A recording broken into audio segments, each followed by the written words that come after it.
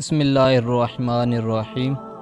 آپ صلی اللہ علیہ وسلم نے فرمایا، جس نے دو بیٹیوں کی کفالت کی، انہیں بڑا کیا، ان کے فرائض ادا کیے، وہ قیامت کے دن میرے ساتھ اس طرح ہوگا جس طرح شہادت کی انگلی اور ساتھ والی انگلی آپس میں ہے۔ حضرت دحیہ قلبی رضی اللہ تعالیٰ عنہ نہایت ہی خوبصورت تھے۔ تفسیر نگار لکھتے ہیں کہ آپ کا حسن اس قدر تھا کہ عرب کی عورتیں دروازوں کے پیچھے کھڑے ہو کر یعنی چھپ کر حضرت دحیہ قلبی رضی اللہ تعالیٰ عنہ کو دیکھا کرتی تھی، لیکن اس وقت آپ مسلمان نہیں ہوئے تھے۔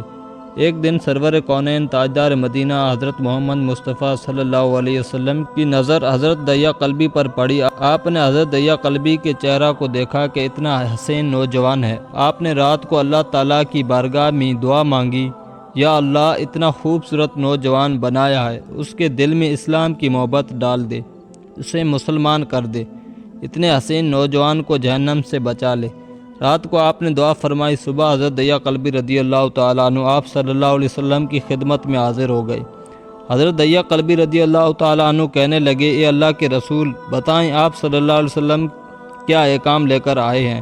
آپ صلی اللہ علیہ وسلم نے فرمایا، میں اللہ کا رسول ہوں اور اللہ واحد ہے، اس کا کوئی شریک نہیں۔ پھر توحید و رسالت کے بارے میں حضرت دحیہ قلبی کو بتایا۔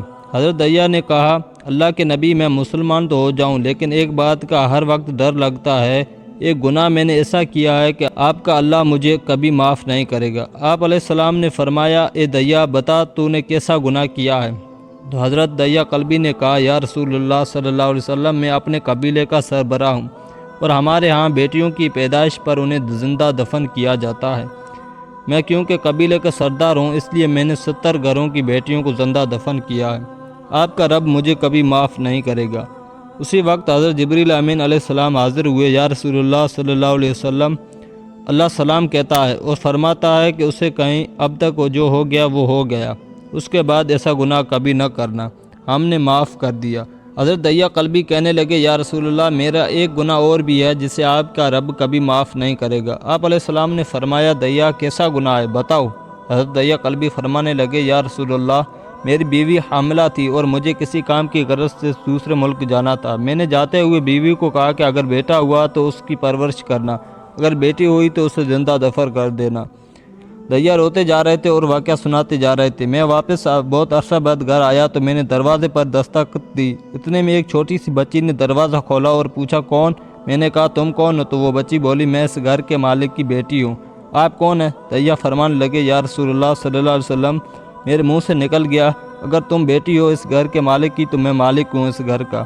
یا رسول اللہ، میرے منہ سے یہ بات نکلنے کی دیر تھی کہ میں چھوٹی سی اس بچی میری ٹانگوں سے مجھے پکڑ لیا اور بولنے لگی، بابا بابا، آپ کہاں چلے گئے تھے؟ بابا، میں کس دن سے آپ کا انتظار کر رہی ہوں۔ حضرت دحیہ قلبی روتے جا رہے تھے اور فرماتے جا رہے تھے، اے اللہ کے نبی، میں نے بیٹی کو دھکا دیا اور جا کر بیوی سے پوچھا، یہ بچی کون ہے؟ بیوی رونے لگ گئی اور کہنے لگی، دحیہ یہ تمہاری بیٹی ہے۔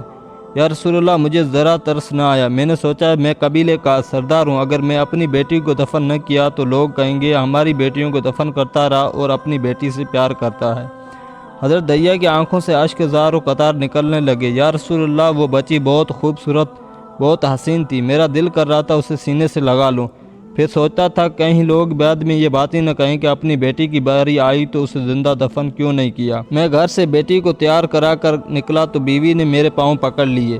دحیہ نہ مارنا اسے، دحیہ یہ تمہاری بیٹی ہے، ماں تو آخر ماں ہوتی ہے۔ میں نے بیوی کو پیچھے دھکا دیا اور بچی کو لے کر چل پڑا۔ رستے میں میری بیٹی نے کہا، بابا مجھے نانی کے گھر لے جا رہے ہو؟ بابا بابا کیا مجھے کھلونے لے کر دینے جا رہے ہو؟ بابا ہم کہاں جا رہے ہیں؟ دحیہ قلبی روتے جاتے ہیں اور واقعہ سناتے جاتے ہیں۔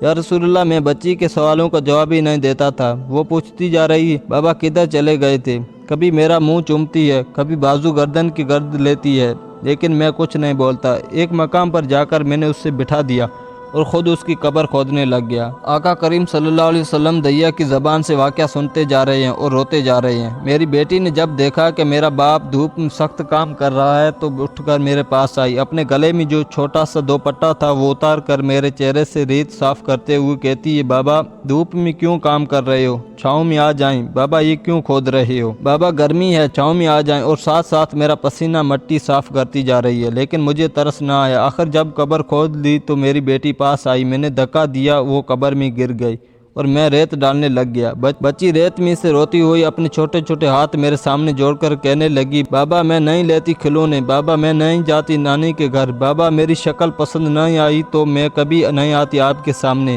بابا مجھے ایسا نہ مارے۔ یا رسول اللہ صلی اللہ علیہ وسلم، میں ریت ڈالتا گیا، مجھے اس کی باتیں سن کر بھی ترس نہیں آیا۔ میری بیٹی پر جب مٹی مکمل ہو گئی اور اس کا سر رہ گیا تو میری بیٹی نے میری طرف سے توجہ ختم کی اور بولی، اے میرے مالک، میں نے سنا ہے تیرا ایک نبی آئے گا جو بیٹیوں کو عزت دے گا، جو بیٹیوں کی عزت بچائے گا، اے اللہ وہ نبی بھیج دے، بیٹیاں مر رہی ہیں۔ پھر میں نے اسے ریت میں دفنا دیا۔ حضرت دحیہ کلبی رضی اللہ تعالیٰ عنہ واقعہ سناتے ہوئے بے انتہا روئے۔ یہ واقعہ جب بتا دیا تو دیکھا آپ صلی اللہ علیہ وسلم اتنا رو رہے ہیں کہ آپ صلی اللہ علیہ وسلم کی داڑھی مبارک آنسو سے گیلی ہو گئی ہے۔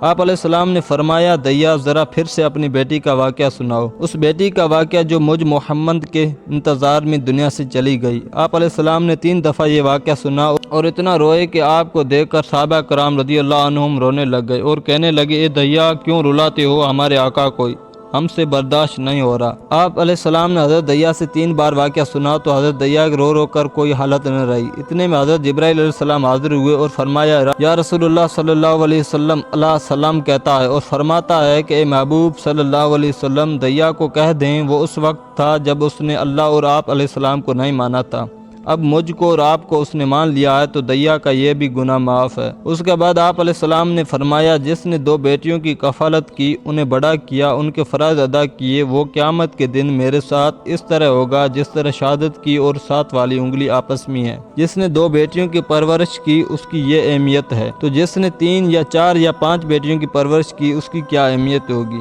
بیٹیوں کی پیدائش پر گھبرایا نہ کریں، انہیں والدین پر بڑا مان ہوتا ہے اور یہ بیٹیاں اللہ کی خاص رحمت ہوتی ہیں۔